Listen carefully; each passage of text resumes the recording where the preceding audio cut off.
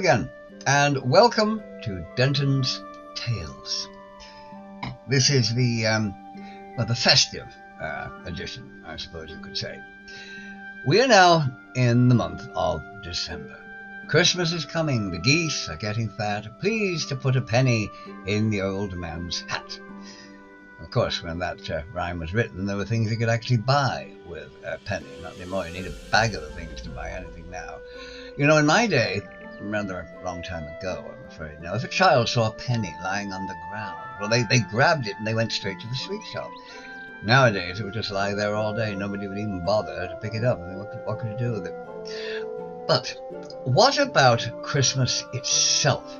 You know, the most Christian of all festivals, celebrating, as it does, the birth of, well, he who started it all, Jesus Christ. Now, everything about a festival like that must be totally Christian, right? Well, sorry about that. No, not really. Actually, there is only one thing about Christmas that is Christian in origin. Jesus was born. That's it. Well, actually, even that isn't true. No, not a bit. He wasn't born on December the 25th. I mean, no date is given in the Gospels. I mean, obviously, he had to be born on some date, rather obviously, I suppose. But which one? Well, which one we have no idea. Nor do we even know which year he was born in. Scholars argue about that, but they really haven't got the faintest idea. And the fact that, despite what the Bible may say, there was no census ordered by Caesar Augustus around that time, well, that doesn't really help. That date, the 25th of December, was chosen by the Church, by Pope Julius I in 336 AD. And where did he get that date from, you ask? I mean, did he just pick it out of the sky? Did an angel come down and tell him? No, possibly he got it from a Greco-Roman historian named Sextus Iulius Africanus, circa 160 to 240 AD. Allegedly a historian. Yes. Anyway, he decided Jesus was conceived on March the 5th, though where he got such, intimate knowledge, shall we say, about Mary is rather hard to understand. One would assume that only the angel, Joseph, and Mary herself would be privy to that information. They didn't have paparazzi back then. But anyway, he did. However he got it, he did. And 9 months in Mary's womb resulted in Jesus being born on December the 25th. And how simple is that? The real reason, of course, for the Pope's use of that date, however, was to coincide with the pagan festival of Saturnalia, which occurred in Rome around the same time. And, it was a very evil, nasty thing altogether. Well, obviously it was pagan after all. I mean, it just had to be, didn't it? People exchanged gifts. All work was stopped. And, the horror of it. Even slaves didn't have to work. What? I mean, why stop slaves working? I mean, that was the whole point of having slaves in the first place, wasn't it? Work, And to show how truly evil and depraved Saturnalia was, those slaves joined their masters at the table, ate with them, and were even served by them. Slaves hobnobbing with their masters, their betters, disgusting. And there was singing, and there was gambling, feasting, and being ancient Rome, well, plenty of, how shall I put this, discreetly, a bit of the old hanky-panky how's your father, if you see what I mean, and quite a lot of it. Yes, they rattled all over the place. Oh, the horror of it. So, what better way to stop all that pagan carry-on than make it Christ's birthday? I mean, you couldn't have all that dreadful hobnobbing between masters and slaves and fornication going on Christ's birthday, now could you? No. By the way, Sextus also gave the same date for the creation of the world. Obviously, that was a really good date for creating things. But unfortunately, he was wrong there too, because he said it occurred 5,500 years before his time, which is just a bit inaccurate, since the Earth was actually created around 4.5 billion years ago. Sorry about that, Sextus. Nice try, but just a bit off. But what about all the Christmas traditions, the celebrations? Surely they must be Christian, devised specially to honor the birthday of Jesus. Sorry, wrong again. No. They are borrowed pagan celebrations. Most of them actually come from Old Norse and North Germanic traditions, mostly from the Norse Yule. Now, the Pope didn't choose the Norse Yule as such to replace pagan festivities. Well, if he had, he'd have just been replacing one lot of pagan themes with another. Since December the 25th didn't actually coincide with Yule in his time. It took place several weeks later in January. And it was only moved back to the solstice on December the 21st by King Haakon the Good of Norway in the 10th century, when that gentleman decided to combine Christmas and Yule, hoping that would help with the conversion of the pagans. It didn't. It was a very successful flop, if you see what I mean. Even the king's decree that at least 4 gallons of ale or mead must be drunk during the 3 days of the combined Yule Christmas, even that didn't work as he intended. Now, it probably produced an awful lot of drunks, both pagan and Christian, lying around nursing headaches and singing his praises for all the lovely drink, I suppose, but no conversion of the masses. But that is why the commencement of Yule, you see, is almost always given as beginning on the winter solstice, December the 21st. It's the usual date that's been given by just about everybody, me included, I have to say. Anyway, we'll just brush that under the carpet. So, what celebrations of Christmas are not actually Christian? Well, I suppose I could just say all of them. Thanks for watching this video, and goodbye for now. See you in the next one. No, but I won't. So let us examine that. Green plants were widely used by the Celtic Druids. Ivy, holly, mistletoe, as well as various evergreens like fir trees, which of course remained green throughout the winter. Probably why they're known as evergreens, I suppose. That seems logical. And they were thought to possess a spirit magic, you see, that sort of countered the dark forces of the winter. So wreaths, garlands, or bushels of these spirit-enhanced evergreens would be hung over doors and windows to ward off evil things and negative thoughts, and they'd be strung around the home to provide not only magical protection, but also they were decorations at the same time, and they'd make everything smell all nice and lovely, because homes then did tend to be a little bit pongy, because there'd be a hole in the roof to let the smoke from the fire out if the wind was blowing the right way. So I'm sure they actually were quite beneficial in that way. The tradition of the holly and the ivy also dates from those times, and it had a sexual context. All right, so back to that again. Anyway, the one being seen as male, you see, and the other as female, and they share a very similar dark green color, so they were placed together. As Christianity replaced the old gods, the symbolism of the holly changed. The sexual aspect of it, that was dropped. Couldn't do that. And it became known in Scandinavia as Christ Fawn, from the crown of thorns supposedly worn by Jesus. De-paganed, sex-free, and thus much more respectable, having changed sides, you could say. It's pagan one day and obviously very evil and reprehensible.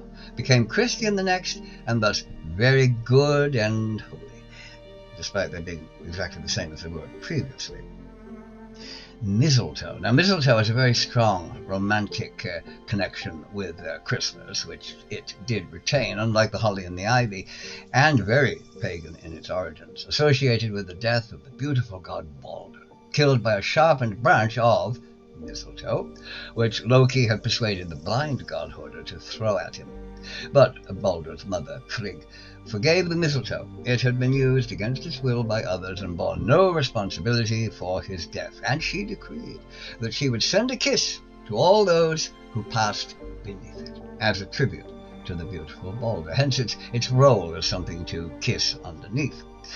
Though the mythology comes from Scandinavia, the plant's name is actually Anglo-Saxon in origin. In Old English it was mistletoe, which came from mistel, which meant dung. Yes, dung. And tan, which was a twig or a stick, the branch of a tree. Since mistletoe is a parasite, it's spread by bird droppings landing on other plants that it can grow on. So I do hope that if you are intending to grab someone special at Christmas time, plant a smacker on them under a sprig of mistletoe, that your romantic notions won't be lessened by knowing that you are kissing under a plant that dropped out of a bird's arse, and whose name literally means shit on a stick. Charming, isn't it? Anyway, the Yule log. Now, the Yule log today is no more than a small length of wood that fits nicely into a fireplace. But that began in Scandinavia and North German tradition as an entire tree, when a small evergreen would be cut down, its branches trimmed, and it would be brought into the house, and one end would be put into the hearth or the firebox, which in those days was usually, located in the center of the main room of the house. And the tree would be pushed into the fire a little bit at a time as it burned down over the festive season. And the tree, of course, you see, possessing its own spirits and bringing those spirits in too, and then they would lend their protection to the home, or the tree spirits and the house spirits would all get together, and you really got a lot of protection. Continuing with the theme of trees, we come to the Christmas tree. Oh yes, the Christmas tree, decorated with all sorts of things and a fairy on top. I mean, what could be more modern and Christian than that? Well, the association of an evergreen tree with Christmas is actually quite recent. Christmas trees only becoming popular in England as recently as the 19th century, introduced by Queen Victoria's husband, Prince Albert of Saxe-Coburg-Gotha. Though there had been trees among the royal family as early as the reign of George III, whose wife was German. But the Christmas tree as we know it, with all the lovely presents under it, that dates from the reign of Queen Victoria. But a fir tree at midwinter was an ancient thing, and originally the tree, known as the Yule tree, was part of the Nordic celebration of the winter solstice, both as a living tree outside the house, which would be decorated with apples and stars and food for the tree spirits, which I'm sure the local wildlife were kind enough to assist the spirits with the eating, and as a tree brought into the home, bringing, of course, the tree spirits into the home once again, where they would bestow their blessings on the inhabitants. The trees would be decorated with, various things, apples, stars, and little treats like cakes for the children, as well as the spirits to enjoy. But as Christianity took over, you see, the tree decorations, they continued, but very significantly changed their meaning. The apples that once would have been seen as the youth-giving fruit of the Norse goddess Idun became the fruit of the tree of nasty knowledge in the Garden of Eden. Stars became symbols of God and heaven, being up there as they are, and the generally triangular shape of the trees themselves became representations of the Holy Trinity. It makes sense when you think of it. Christmas presents. Yes, gifts were given in Old Norse times during the midwinter festival, but not of course as we do it today, all wrapped in pretty paper with ribbons and bows on them. And a gift could simply be giving someone food and drink, inviting them into your home, or giving them just the pleasure of your company. The act of giving did not have to involve actually giving an object of some kind. It could be, a nice feast, or simply taking their hand and saying, "Hello, how are you?" That sufficed as a gift. Maybe we should try to bring that back. You're damn sight cheaper than buying all those presents. Anyway, hanging up the Christmas stocking and leaving milk and cookies out for Santa and the carrot for Rudolph, that goes back to Yule as well. Of course, not for a jolly fat guy in a red suit and a decidedly weird reindeer with a battery-powered nose. Children, you see, would leave their shoes by the hearth, and they'd be filled with straw, and this was an offering for Odin's horse Sleipnir. And in return, Odin left little cakes and rhymes or toys as gifts when he rode out from Valhall on his great 8-legged horse. And he would ride across the rooftops with his ravens, Hugin and Munin, flying ahead, listening at the smoke holes in the roofs to see who was good and who was bad, and who was going to get something and who wasn't. Sound familiar? Yes, it does, doesn't it? That idea, of course, later became Santa Claus, and the 8 reindeer, they represented the 8-legged Sleipnir. Christmas carols. Yes, them too. Special songs were composed and sung during the midwinter, usually as petitions to wealthy persons in the hope of obtaining gifts, known as wassailing or Yule singing, later becoming caroling, and of course continuing down to the present day. I'm sure it did get them gifts. If they were anything like so many carolers today, the wealthy probably gave them something to shut them up and get rid of them. Or maybe just threw a bucket of water over them. I felt like that myself before now. The Christmas ham. Now, the Christmas ham, there's another link with the Scandinavian midwinter, when, of course, it would have been boar meat. The Yule boar representing homage to the god Freyr, who was said to ride on a great golden boar named Gullinbursti, which meant golden bristles, which had been made for him as a gift. I'm not too sure how you make a boar, but anyway, they did.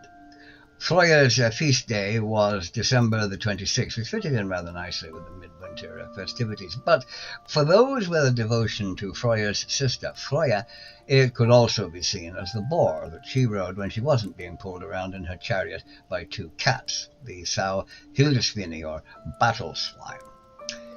You may ask, and you probably will after watching this, are there any Christmas traditions that are not derived from the Old Norse Yule?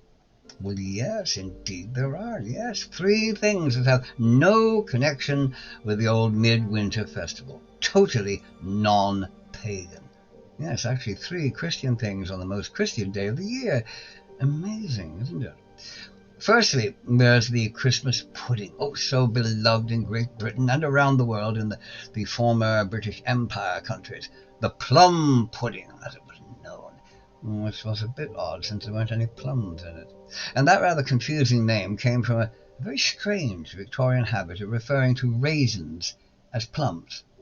You know why? I haven't got the faintest idea. Why not just call a raisin a raisin? Oh well.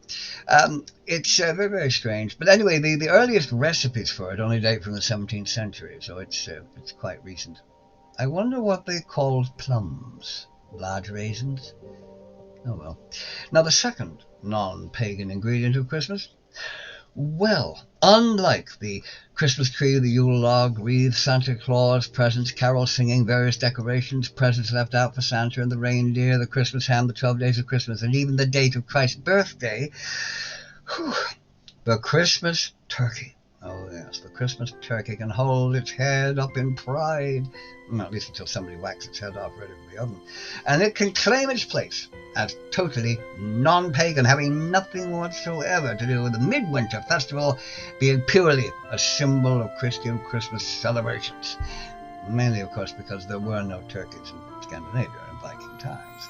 And turkeys actually still don't feature in Scandinavian Christmas celebrations down to our own time. They use other forms of expired animals. And finally, the third non-pagan thing associated with Christmas. Oh, the suspense. Yes, the suspense is really getting to you, isn't it? Well, I will put you out of that suspense. The Christmas cracker. Yes, that little cardboard tube that you just pull both ends and it goes pop, and incredibly silly and totally useless things like, paper hats, the worst possible jokes that were ever written in history, little whistles and things like that fall out. The Christmas cracker was invented in 1847 by one Tom Smith, who lived from 1825 to 1869, and he was a confectionery maker, selling bonbons, which were sugar-coated almonds. They're still sold today, of course.